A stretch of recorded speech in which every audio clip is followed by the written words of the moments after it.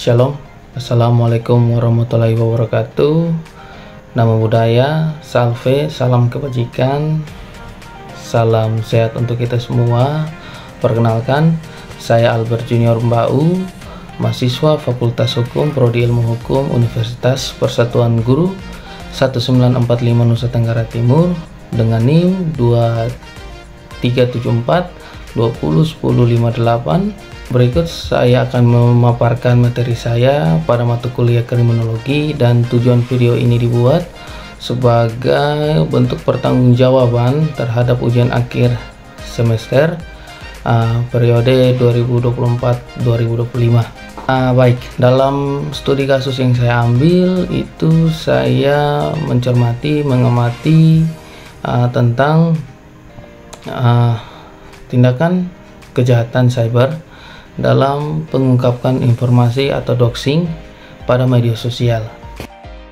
Jadi baik, yang pertama kita akan membahas secara satu persatu apa itu doxing, cirinya seperti apa, bentuknya seperti apa, contohnya seperti apa, bagaimana motifnya, terus cara pencegahannya, dan terakhir pasti kesimpulan. Mengapa saya mengambil studi kasus ini? Karena saya berpikir bahwa studi kasus ini bisa bertujuan mengeksplorasi tindakan kejahatan cyber dalam konteks media sosial, dan saya juga berharap saya bisa menganalisis faktor-faktor penyebabnya. Walaupun secara sadar saya paham bahwa video analisis saya atau studi kasus saya ini masih banyak kurangnya, tapi saya berharap bahwa studi kasus yang saya ambil ini bisa bermanfaat untuk teman-teman yang lain, lebih dan kurangnya. Baik, yang pertama, apa itu tindak kejahatan cyber dalam mengungkapkan informasi atau doxing pada media sosial? Jadi doxing itu adalah tindakan mengungkapkan informasi seseorang seperti alamat dan rincian sebagainya tanpa izin yang dapat menyebabkan suatu dampak serius bagi korban. Jadi doxing ini tidak hanya menyerang secara individu atau pribadi, tetapi juga bisa mengarah kepada ancaman, suatu ancaman, intimidasi, dan bahkan kekerasan. Jadi kasus kejahatan cyber dan praktik doxing ini itu juga sudah diatur dalam undang-undang. Yang pertama, Undang-Undang Informasi dan Transaksi Elektronik Nomor 11 Tahun 2008 yang mengatur tentang berbagai aspek terkait informasi, transaksi elektronik, termasuk penipuan, penyebaran informasi palsu, dan kejahatan cyber. Nah, lebih khususnya dalam pasal 27 ayat 3 Undang-Undang ITE secara khusus mengatur larangan untuk mendistribusikan informasi pribadi seseorang tanpa izin. Yang berikut juga sudah diatur dalam Undang-Undang Perlindungan Data Pribadi, Undang-Undang PDP. Meskipun undang-undang ini baru disahkan, undang-undang ini juga mengatur tentang perlindungan data pribadi warga negara, termasuk hak individu atas data pribadi mereka. Menurut para ahli, dalam hal ini Bapak Dr. Teguh Prasetyo, pakar hukum pidana, beliau mengatakan bahwa praktik doxing itu bertujuan merugikan, melanggar prinsip perlindungan privasi dan hak asasi manusia.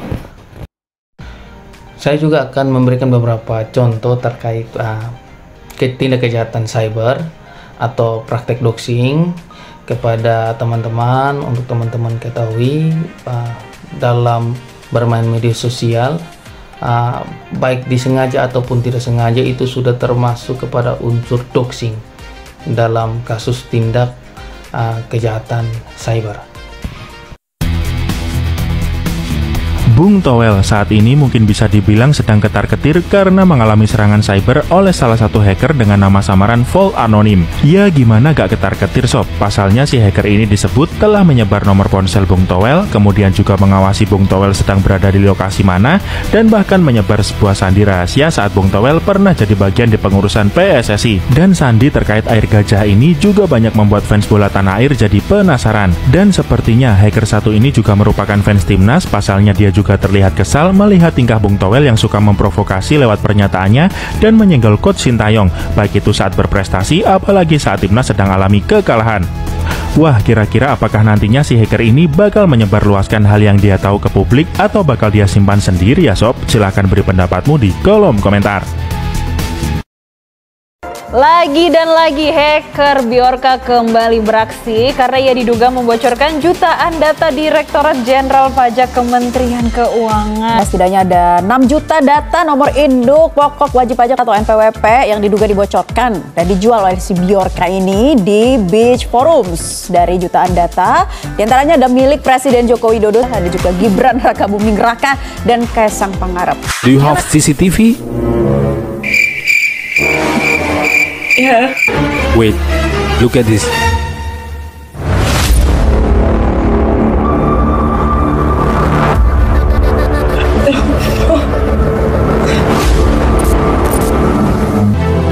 I will call my friend. Wait.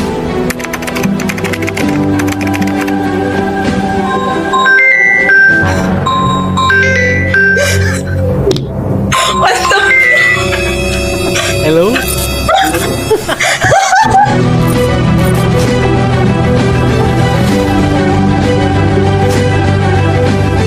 Seorang YouTuber meretas Ome TV, Haris Skui. Di dalam kontennya, dia meretas berbagai device seperti CCTV hanya menggunakan koneksi website Ome TV. Sangat mengerikan. Lalu apakah mungkin itu dilakukan?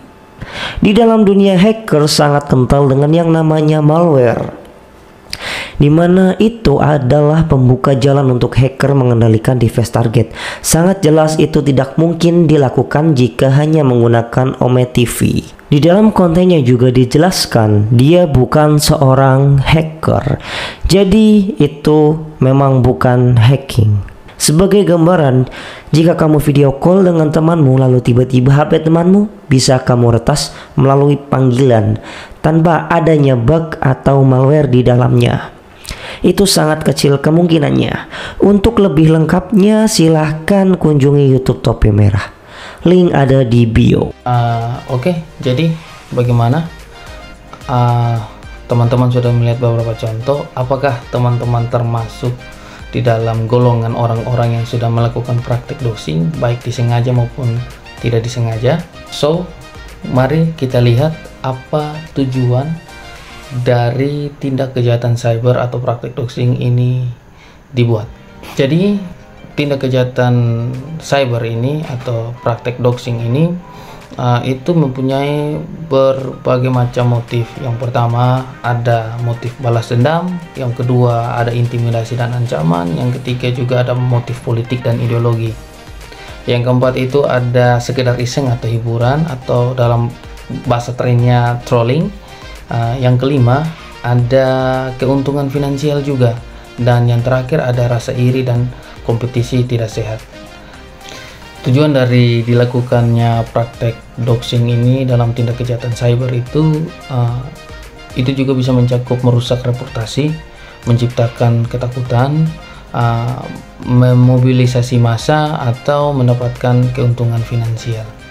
Dampak yang ditimbulkan dari praktek doxing ini juga bisa membuat korban mengalami trauma psikologi, trauma psikis, bisa membuat korban juga kehilangan privasi atau data pribadi, terganggunya keselamatan fisik, hingga berdampak jangka panjang seperti rusaknya karir dan hubungan sosial.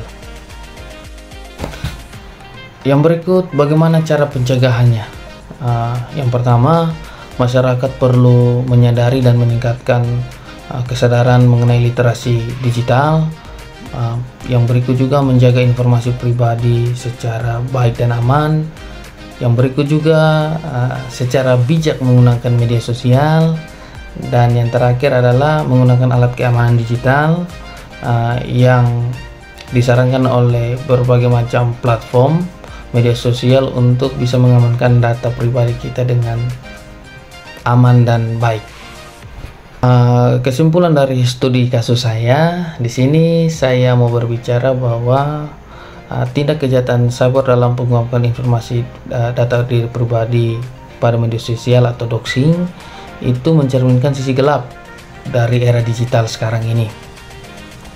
Akses informasi yang cepat, mudah, murah itu bisa saja disalahgunakan oleh oknum-oknum yang tidak bertanggung jawab. Untuk mengatasi hal tersebut diperlukan pendekatan holistik yang melibatkan penguatan regulasi, literasi digital, dan pengembangan teknologi yang melindungi data pribadi atau setiap individu. Saya juga berharap kepada setiap kita dan juga masyarakat bahwa harus sadar akan dampak serius dari praktek doxing ini. Saya juga mengajak mari kita bersama-sama dalam lebih bijak lagi dalam berinteraksi di media sosial. Sekian dari pemaparan materi saya terhadap studi kasus tindak kejahatan cyber dalam mengungkapkan informasi pribadi di media sosial atau doxing. Untuk kita sama-sama boleh belajar. Lebih kurangnya mohon maaf, teman-teman bisa menambahkan dan bisa men-state video saya, dan saya harapkan bahwa video pembahasan materi tindak kejahatan cyber atau praktek doxing ini bisa membawa kita kepada era digital yang lebih sehat lagi. Sekian dari video saya. Shalom, wassalamualaikum warahmatullahi wabarakatuh. Salve, Om Swastiastu, Namo Buddhaya, salam kebajikan, salam sehat untuk kita semua. Terima kasih.